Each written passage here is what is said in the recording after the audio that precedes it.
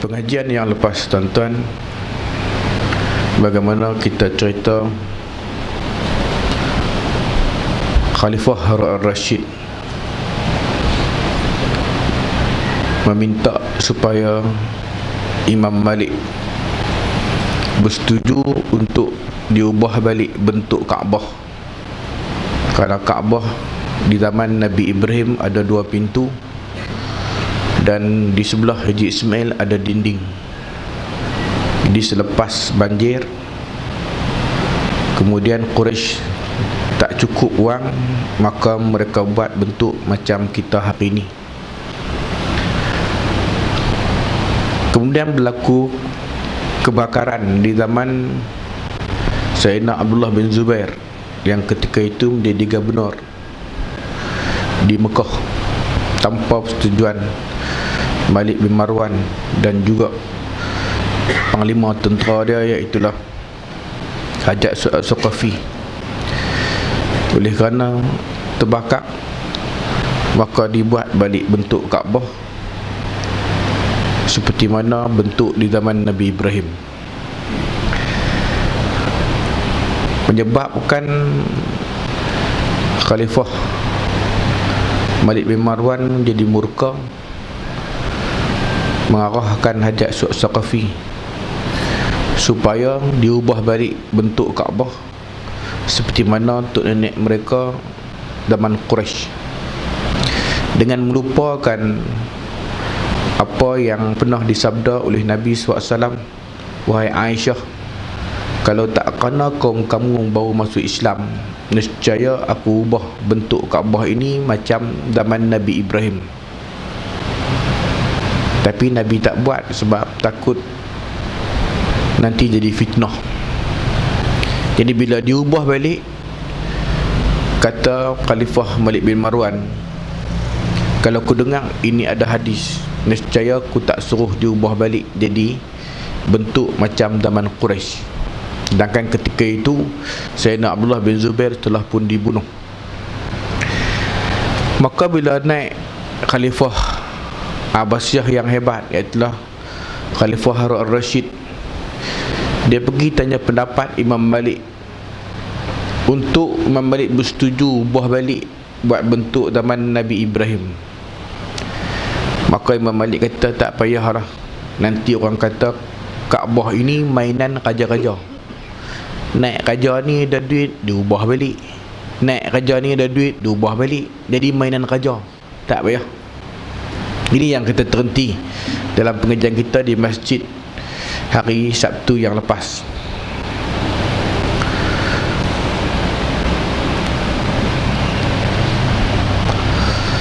Kita sambung ke surat 237.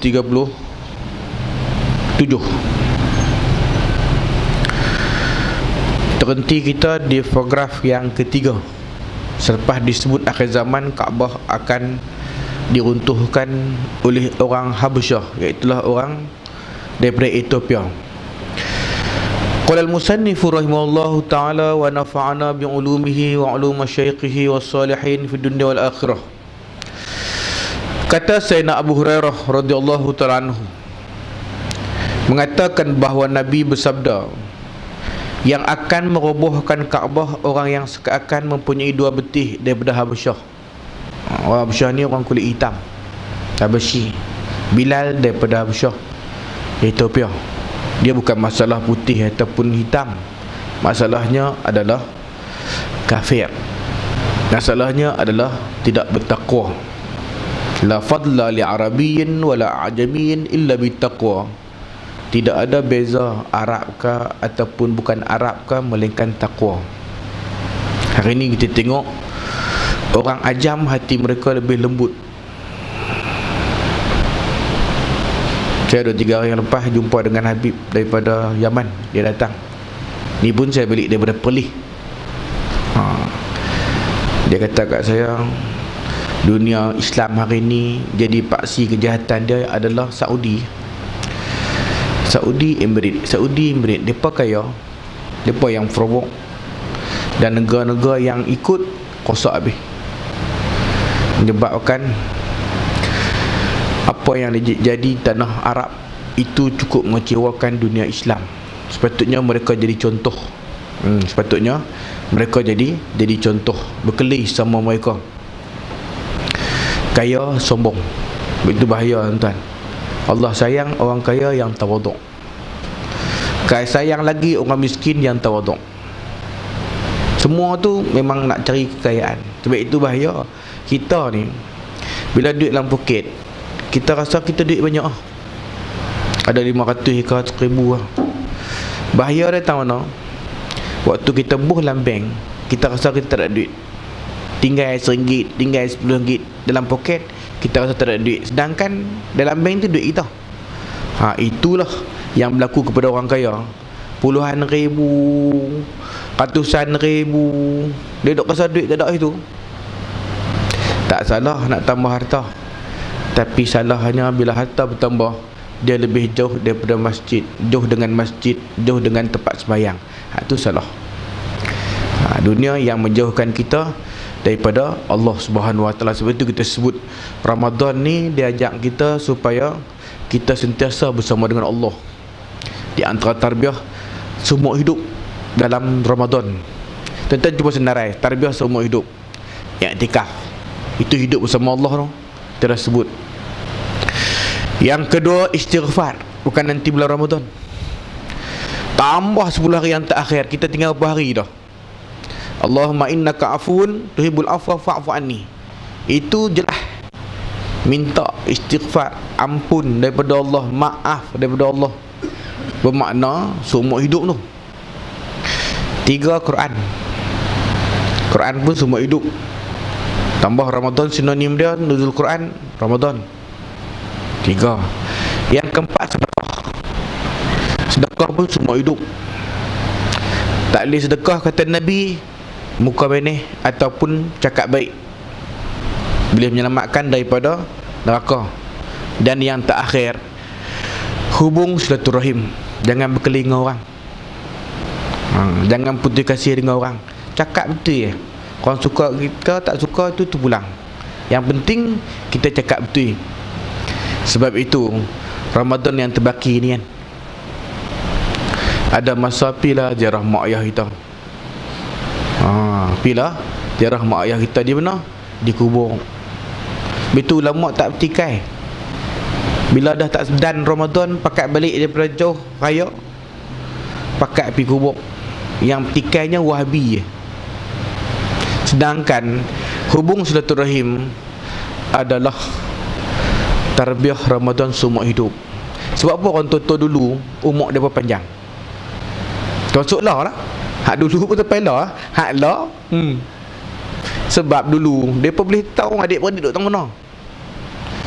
Dia boleh pi tu, kenduri mesti sampai punya. Sampai pula bukan jenis ceh-ceh macam cantik ayam tu. Menyembang. Boleh cerita pula kat anak cucu di atas pelenggak. Hak ni sambungan ni, hak ni kena belah mak hang, hak ni kena belah hang. Sebab itu mak dia panjang. Lau mak kata pendek, dengan sepupu pun keli, dengan mak sendiri pun maki. Allah tarik berkat akhir zaman. Anak kecil tak dihormati, orang tua tak dihormati, binatang pun tak rasa rahmah bila duduk dengan manusia. Sedangkan tu tarbiyah seumur hidup. Kita pergi Mekah pun kita tak boleh kacau binatang. Tak boleh kacau binatang. Masya Allah. Sebab itu guru kami ada menyebut dalam adab bawa kereta pun, di antaranya bila kamu tengok binatang ada di depan, usahalah elok. Itu adab.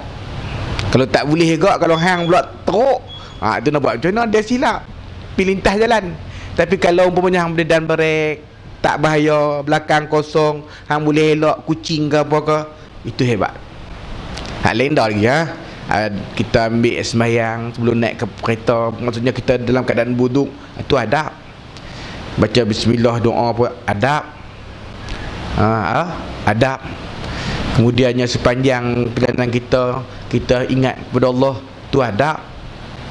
Pergi ke tempat ibadat, itu adab. Itu adab. Sebab hidup-hidup kita sentiasa dekat dengan Allah. Maka kita pandailah nak macam mana dengan harta yang Allah Subhanahu Wa Taala kurnia kepada kita. Dalam riwayat yang lain, dan mengambil semua perhiasannya dan kelambunya. Tu akan datang tu kata Nabi SAW. Kita sebut zaman Hajjaj Aswad Saqafi lah mula letakkan kain tebal di Kaabah. Dulu kain qitri ataupun kain daripada Mesir dan tak tinggi di zaman Nabi. Kaabah tak tinggi macam tu. Sebelum-sebelum tu tak tinggi. Ada yang menyebut 8 hasta, di mana yang disebut oleh Ibnu Katsir. Tak apalah, tinggi tak tinggi tak kisahlah. Kain nipis ke tebal tak kisahlah. Yang kisahnya akan datang satu ketika nanti akan merobohkan Kaabah adalah orang Habsyah, kata Nabi. Curi habis apa duduk Kaabah. Yang kata akhir zaman. Seakan-akan melihat orangnya botak besar betih. Orangnya botak besar betihnya dan kecil kakinya. Kecil bermakna bengkok kakinya. Abu Sa'id Al-Khudri, ya jenis orang jahat kan, Dajjal, segak ke, mata sebelah pun kosak. Tertudih lagi kafir. Duk mengaku Tuhan pula kalau hang Tuhan. Sebab apa perkataan kafir dia itu tak dibuang? Yang peliknya orang boleh ikut dia dan mengakui Tuhan tak segak tu. Sebab apa? Kuasa dunia tu kuat. Nak pi, biar pi. Tak segak tak apa, janji ku dapat duit, dapat emas. Betul kata alim ulama, dunia ini bukan tempat tinggal. Dunia ini tempat meninggal. Tempat tinggal kamu yang sebenar adalah akhirat. Tanyalah kita agak apa tinggi. Sebelum mati kita kata dunia ini fakta, akhirat adalah berita ataupun cerita. Lepas mati baru kita tahu sebenarnya fakta itu adalah akhirat. Dunia itu hanya cerita. Ingat balik rumah kita kat Gua Kepayang, tak ada apa pun. Malam saya sebut kat Sungai Petani, saya sebut nak mengira apa berapa rakaat pun tarawih. Hari ni dah berapa dah? Seminggu lagi habis lah tarawih tu. Lepas raya ni nak mai ramai-ramai buat tarawih, naik terak masuk penjara. Lepas tu kita nak mengira apa? 8 lari. Tak kisah, Allah pun tak heran, Allah tak miskin. Kalau hang buat 20 pun Tuhan, bukan lama pun 10.5 balik ya. Kalau sejuzuk macam kampung saya, lebih lah sikit, 40-45 mungkin. Sebab budak-budak tu baca cepat. Tak kisahlah, tapi paling tak ada pun hingat kampung dengan Al-Quran. Tak lama, bayang 20. Kalau baca Quran besar pun pendek-pendek pun tak lama, 10.5. Tetaplah 11 tahun bawah dengan tarawih, dengan witir apa semua. Tu pun tak sampai pun pukul 11. Dah 24 hari. Dah 24 hari. Allahu Akbar. Sayyidina Sa'id Al-Khudri mengatakan bahawa Nabi pernah bersabda, pasti akan dilakukan haji ke Kaabah ini dan akan diumrahi sesudah keluarnya Ya'juj dan Ma'juj. Kemudian lanjutan doa Nabi Ibrahim dan Nabi Ismail, ya Allah, ya Tuhan kami, jadikanlah kami berdua tetap dalam Islam. Lepas Nabi dah tuan-tuan, doa Ramadan juga bulan berdoa. Setengah masjid, setengah tahfiz Quran. Asyhadu an la ilaha illallah. Maghrib nak baca sisyo. Ingat masjid ni. Astaghfirullah, as'alukal jannah wa a'udzubika minan nar. Ulang. Tapi jarang ni. Maksudnya sebahagian masjid lah Malaysia ni tak masyhur lagi. Penang pun ingat rasa tak ada. Kakak nak Isya baru mai. Habis setengah duk sebut tu dah. Sebelum nak masuk Isya tu ingat lah. Kemudiannya pula lagi kawan lain pula sambung pula, Allahumma innaka afun karimun tuhibbul afwa fa'fu anna ya karim. Ni satu mikrofon 4. Wahabi nak kata bid'ah lantak dia. Muriah tuan. Sebab itu saya sebut kat masjid baru ni, di Malaysia sendiri pun tak ada masjid yang buka iktikaf 24 jam. Ramadan tu dah. Tak usah nak kira kita atas penyantun macam Masjidil Haram, Masjid Nabawi. Masjid-masjid yang duit banyak, tanya ni, sepada yang tak mau balik sebulan, kaya balik lah, sebulan nak iktikaf jaga orang iktikaf kami bagi sebulan 1,000. Duit masjid banyak. Agak ada tak? Ada. Hak jenis kita kata kaki hak duduk kat masjid ni, buka puasa ada, sahur ada masjid. Bila buat aku tu pula, orang mesti bagi ke duit masjid tu. Silat-silat 1,000 ni, bergaji pakcik ni, ada orang bagi terus. Tapi hidupkan masjid 24 jam. Malaysia tak ada. Sedangkan boleh. Duit masjid lah banyak. Duit surau pun banyak. Duit surau banyak. 100,000 ni kalau duit surau kira banyak. Allah Akbar. Tapi akan ada lah. Dia akan ada. Mula ni di surau kita dengan aircon apa semua. Sebab kita mula dengan mengaji. Berkat. Kalau surau dia tak fungsi, orang tak teringin nak bagi duit. Tak teringin bagi duit. Dia kata Ustaz dah mula mengajak subuh di Guak Kepayang. Lama ke? Lama dah. Sampai orang kata saya ada bini di sini. Orang Sungai Tani kata, Ustaz, kami duk jumpa selalu tiap pagi. Bukan setakat kita tu Ramadan, bulan Ramadan lah. Lama. Ustaz ada bini nombor 2 lah, Guak Bayang. Mampus aku. Tu bini nombor 2. Bini tak ada. Tok Wan tu ada. Qalam. Biasalah noh. Alhamdulillah, nikmat Allah. Qalam. Minta supaya kami berdua tetap Islam. Kita pun hari Jumaat pesan lah supaya mati dalam Islam. Menyerah dan tunduk kepada perintahmu. Tawaduk. Ilmu tuan-tuan, awal sombong, 2 tawaduk, yang ketiga rasa macam tak tahu apa. Itu tutup guru bila mai cakap lah. Cakap tu kat Tok Wan pun ada macam tu ya. Tok Wan cakap pun duk kan ada. Cakap lah. Sebab itu ingat tuan-tuan, perkataan yang sama, tapi kalau keluar daripada diri yang bertakwa, dia melekat kat orang depan. Kalau diri tak bertakwa, dengar je lah macam ayat dicurah daun keladi. Ilmu ni betul tak ilmu keberkatan tu. Keberkatan tu. Ada orang mengaji setakat pondok. Ada orang mengaji sampai PhD. Tapi hak pondok ni lebih cerdik daripada PhD. Dia tengoklah ni dengan suasana hari ni orang PhD. Allah, macam-macam dia merawik selawat antara tarawih dia bertikai. Dia PhD tu. Dia mengaji apa lah, kita pun tak kerti. Sepatutnya seronok lah orang ibadat, tak mau buat pun. Tapi dicantah. Ni dekat raya ingat tuan-tuan. Tunggu tiap-tiap tahun. Hari raya bukan hari untuk ziarah kubur. Dia tunggu lah. Tak dia. Di antara 100, tiap-tiap tahun 100 masalah tu yang muncul. Di Syakban, cakap di Syakban.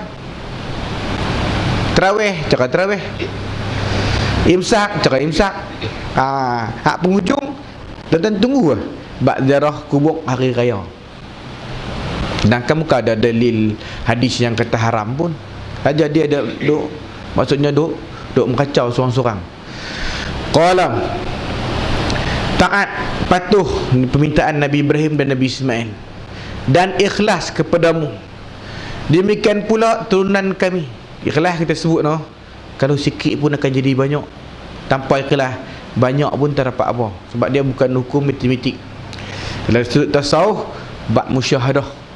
Ikhlas an ta'budallaha ka'annaka tarahu fa in lam takun tarahu fa innahu yaraka. Ikhlas. Ru'yatullah fi amalik. Tinggi. Jadi bulan Ramadan ni, sepanjang Ramadan kita diajak ikhlas. Orang tak tengok pun kita tak buka puasa. Puasa kerana Allah.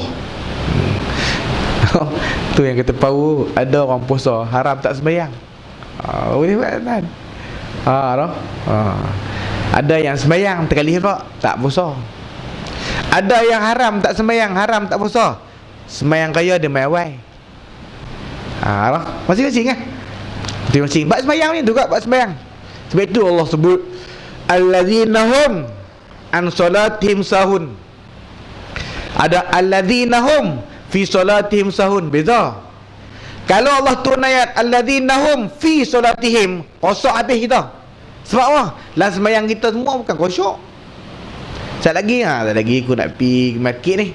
Tu sembahyang. Seperti Imam Ahmad pernah sebut bila orang tanya, Ustaz, Syekh, Imam, ya, saya hilang satu benda, saya tak jumpa. Jadi kata Imam Ahmad, senang lah, hang sembahyang 2 rakaat. Oh, sembahyang 2 rakaat. Dia pun dah minta sungguh ke Allah ni. Dia sembahyang hak rakaat yang pertama tu memang khusyuk. Mai rakaat yang kedua, syaitan nak biar engkau khusyuk tu. Syaitan mai rujuh terus. Senang lah. Dia rujuh macam mana? Dia ingat balik tang mana barang dia letak tu. Tak dan habis sembahyang. Tinggal tu, ingat-ingat tu putihkan sembahyang tu kuih. Dia mai kat Imam Ahmad. Imam dah dapat dah. Dapat dah. Hang sembahyang habis tak? Tak. Awak kan? Power. Jadi an solatihim tu hak luar. Yang kata lalai dalam sembahyang tu, daripada sembahyang tu bukan hak dalam sembahyang. Tak sembahyang termasuk, buat lengai termasuk, kemudiannya buat ambil tak kisah termasuk. Sebab itu disebut ada orang sembahyang 100%, ada yang sembahyang setengah, ada yang suku, sampai tahap ada yang sembahyang patut ayam. Ada yang sembahyang, hadis yang saya baca kemarin di Darul Hadis, hadis musii'us solah, sembahyang tak betul pun ada. Sembahyang tak betul pun ada. Qala, demikian pula turunan kami, maksudnya keturunan zuriat. Itu kita sebut kita lah ni boleh sembahyang subuh, kita boleh kuliah subuh, kita suka mengaji. Sebenarnya sebahagiannya adalah doa untuk anak kita, walaupun bukan daripada pak kita. Tak ada seorang pun lah, banyak-banyak sampai Nabi Adam ni, tak ada seorang pun berdoa. Mesti ada. Susu galuh kita ni, dengan kita kata kita duduk di Malaysia ni, dia main kat mana India ke takkan depa tu tak ada tu yang beriman, mereka berdoa, akhirnya ada juga dapat kita sikit. Dapat juga sikit. Jadi kalau mereka umat yang Islam ni, keturunan ni, tulus ikhlas kepadamu, jawab Allah, aku perkenankan permintaanmu. Aku perkenankan permintaanmu. Begitu kita ni susah boleh buat. Berbanding nikmat belum tentu. Orang Yaman kan, bila dia mai 2-3 hari ni hujan, dia kata puasa di Malaysia ni macam dengan syurga. Sejuk, hujan. Hampa tak percaya, hampa pergi tempat aku Yaman, kering tengkok ni, panas. Padang pasir pula. Mai-mai turun negara hampa sejuk. Tidak petang dah. Yang kita ni, tu dia kata, kalau hampa kata Malaysia ni puasa teruk sebab panas, aku awal nak sebut bohong. Tu lah, kalau pernah pergi Mekah tahu lah. Cuma Mekah ni dia tak perlu tang panas, tapi pergi juga ke masjid. Sebab apa? Sebab tarikan dia hebat. Demikianlah contoh seorang mukmin selalu meminta kepada Allah sesuatu yang diredai oleh Allah, dan minta supaya tunannya juga demikian ibadat dan taatnya kepada Allah. Yang kita duk baca, Rabbana hablana min azwajina, kurniakan kepada kami di kalangan pasangan kami, min azwajina wa dzurriyyatina, dzurriat kami, qurrata ayun, cahaya mata hati. Qurrata ayun kata Syekh Qutb, dia tolong kita beragama. Tak pakai subuh juga tuan azan dah tu. Sikit. Bukan hak jenis lo tiap-tiap malam pergi mengaji, jadi alim tak pergi. Siapa dia nak pergi mengaji pula? Tu. Hak teruk pergi. Terus pergi mengaji malam ni, kita pergi makan pula awak anak-anak. Sepatutnya dia sebut, jom kita mengaji malam ni ramai-ramai, lepas mengaji makan. Boleh. Kita bahasa kita dengan bahasa orang alim hebat-hebat tawaduk lain. Bahasa kita biasa, kita tak apa dah, jom kita pergi makan, mati tak boleh makan dah. Itu bahasa kita tak salah, memang tak salah. Tapi bahasa orang hebat, jom kita puasa, nanti mati tak nak puasa dah. Nak mai jom kita puasa tu berapa orang boleh sebut tu. Jom kita makan tu belembak. No? Jom kita makan belembak. Ni lah ni kan 24 hari dah ni. Agak-agak pergi pasal Ramadan tu boleh beli apa dah tu. Hak nu tak apa dah. Hak ni dah beli dah. Hak ni dah beli dah. Hak ni dah beli dah. No? Sepatutnya daya pembelian tu kuat. Sebab kaedah ulama, jangan pergi beli sewaktu lapang. Hak ni berlaku di awal Ramadan. Lah ni je tak ada dah. Lah ni tak ada. Hak nu kan dah. Hak tu lah dunia. Allah nak tunjuk. Tak sedap mana pun. Banding kita kata di akhirat, batang pokok tu pun zamrud. Yang kata di akhirat. Allah cerita kita macam tak pernah percaya. Contoh hadis Rasulullah. Rasulullah berdosaku yang banyak. Allah dia cakap tu bukan kita tuan. Dengan Sayyidina Osman, nantu Rasulullah, dijanji dengan syurga. Sembahyang witir satu rakaat boleh 30 juzuk. 30 juzuk. Sahabat Nabi yang hebat dalam bab ni yang disebut lah, hak lain pun hebat. Dia dengan Sayyidina Tamim Ad-Dari, jenis sembahyang satu rakaat pun 30 juzuk. Sayyidina Tamim Ad-Dari kalau tarawih, dia lah jadi imam kepada orang perempuan. Berbanding dengan Ubay bin Ka'ab, dia imam bagi orang lelaki. Ada lagi macam Sayyidina Abu Musa Asy'ari pun, suara dia sedap. Okey. Jadi Sayyidina Osman ni tanya, nak cerita apa kat aku? Aku nak cerita kat hang lah, dosa aku banyak. Sayyidina Osman masih lagi hak tajuk yang pertama bab sakit tu.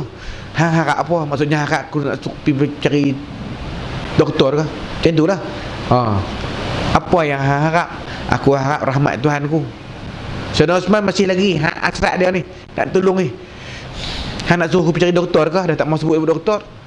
Cari doktor apa? Doktor tu yang menjadikan ku sakit. Letih.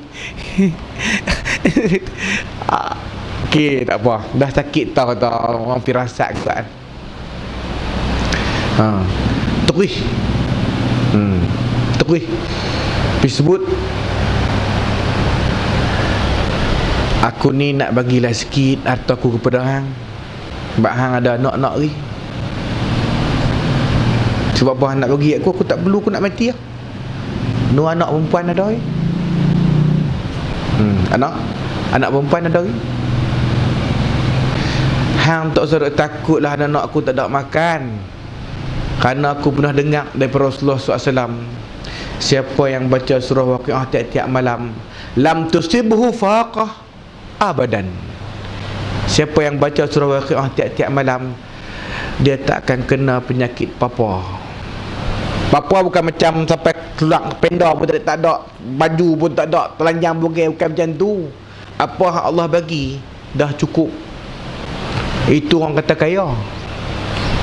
Kalau hak jenis kaya pun kalau kemudiannya tamak, tu papa. Tak payah. Macam kita kan, dulu pak kita bukan sedia harta apa pun kita lah buat bendang, kita lah motong apa semua. Bagi cerdik kita jadi manusia, bukan jadi binatang. Binatang pun benda cari makan, tambah manusia. Hak lebih sikit, aku percaya tak sekolah agama tekan jadi bodoh.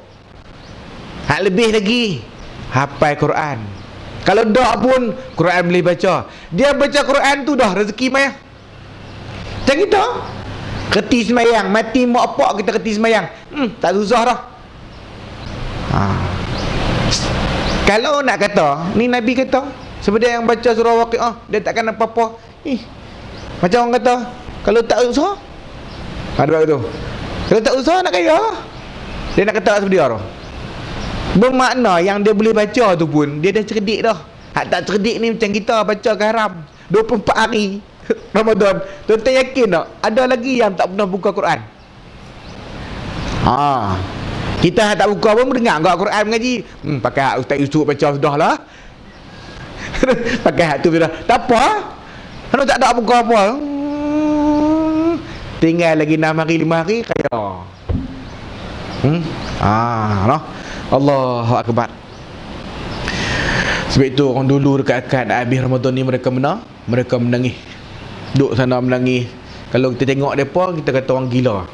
Demikianlah contoh seorang mukmin selalu meminta kepada Allah sesuatu yang diridai Allah dan minta supaya tunannya juga sedemikian ibadat dan taatnya kepada Allah. Kita bagi habis supaya esok kita baca ayat yang baru. Tunjukkanlah kami manasik cara buat haji, tempat penyembelihan korban kami. Nah, kalau hari ni kalau kita pergi dekat dengan Mina, kita tengok satu bangsai. Baru ni pun yang bawa saya tu pemandu daripada Uzbek, keturunan Bukhari, Imam Bukhari. Jalan kan jalan baru daripada Muzdalifah nak pergi ke Mina, jalan baru. Saya kata jangan bawa jalan ni, saya nak jalan lama. Aku tahu dah nak tunjuk apa. Nak tunjuk itu lah tempat Nabi Ibrahim menyembelih Nabi Ismail. Ketika Nabi Ibrahim berdoa sebenarnya, datanglah Sayyidina Jibril dan menuntun padanya dalam membangun Kaabah. Kemudian membawanya ke Safa dan memberitahu bahawa ini termasuk syiar Allah. Lalu dibawa jalan menuju ke Marwah. Sebelum itu Nabi Ibrahim ditanya oleh Sayyidina Jibril, hal arafta? Hang kerti ke buat haji? Di mana tu? Hal arafta tu? Di Padang Arafah lah. Itu disebut Padang Arafah. Nak sebut tak pertemuan kenal balik Adam dan Hawa, itu pulang lah tuan-tuan. Tapi asal hal arafta. Ini juga syiar agama Allah.